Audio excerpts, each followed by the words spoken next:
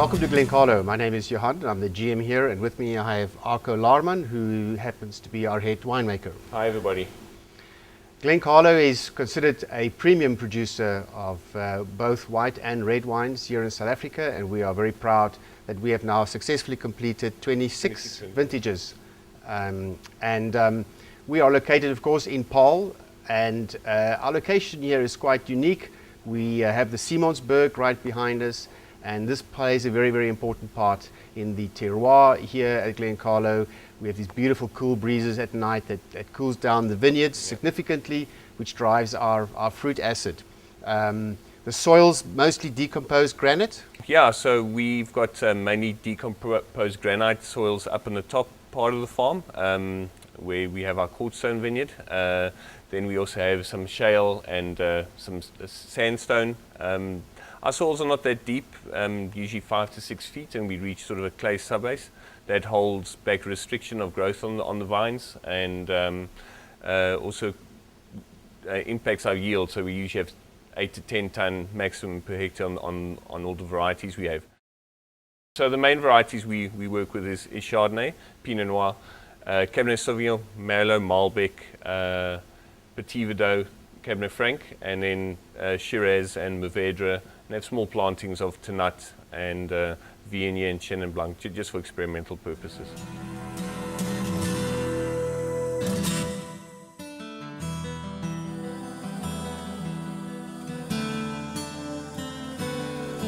Okay, Jan, today we're going to be tasting the Grand Classique 2010. This is, as our Chardonnay that we produce, this is the oldest Bordeaux blend of the 26 years we've been making it. The first vintage of this was in 1989, so it's got a long history.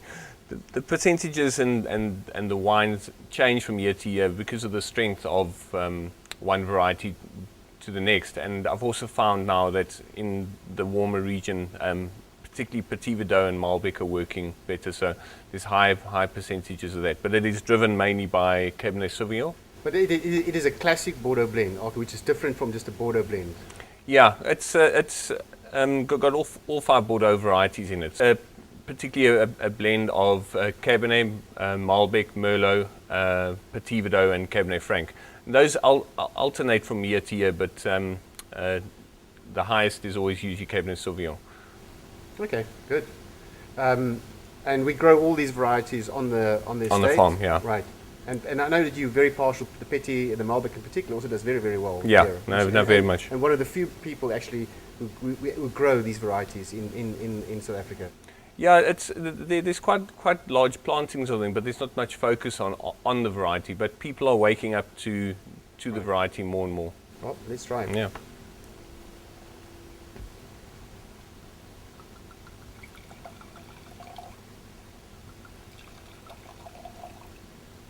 So while we look at this wine, Arco, maybe a bit more about again on vinification, your approach in terms of the winemaking itself. Yeah, this is all like you said comes from our own vineyards. We do have some growers that we do buy some excess extra Cabernet and that from, but all gets vinified separately. About a 14-day fermentation, 3 pump overs.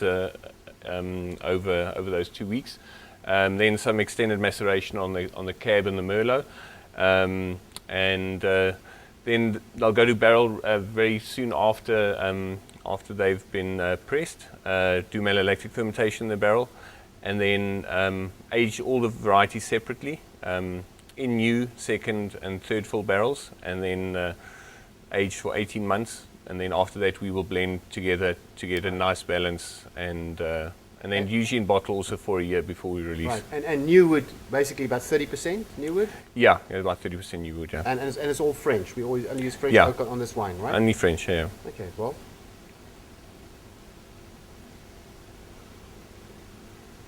It's a lovely complex nose. Yeah. Again, for me, driving both the black fruit and the red fruit profile.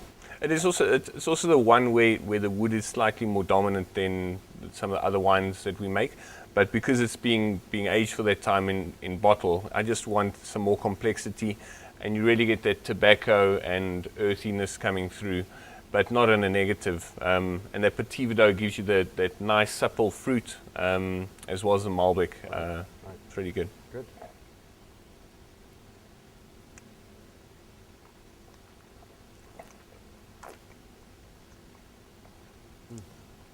Yeah, it's a Bordeaux blend, but in a more the New World style. I don't have a lot of that old world sort of funk going. I prefer cleaner fruit, which is typical, but it's still got that sort of I don't know if you pick up that sort of leathery and a nice rounded character. But it's a rich wine. Yeah. What always impresses me about this wine in particular is that beautiful full-bodied entry, that beautiful weight on the mid palate, and that length. It just, you just keep on swallowing. Yeah. It's just there. It's a wonderful wine. Fantastic. People are surprised with those 5 varieties that they would expect something to be more tannic, but it really comes together well, and is a wine that is all the wines we produce you can drink on their own, but accompany well with food. This type of wine, more your slightly heavier type of meals, but again, I don't know what you've had it with at home, but I would usually put it with a nice stew or a really good prime rib on the bone or something like that. Or we braai a lot in South Africa, so it's good wine. We do. Yeah.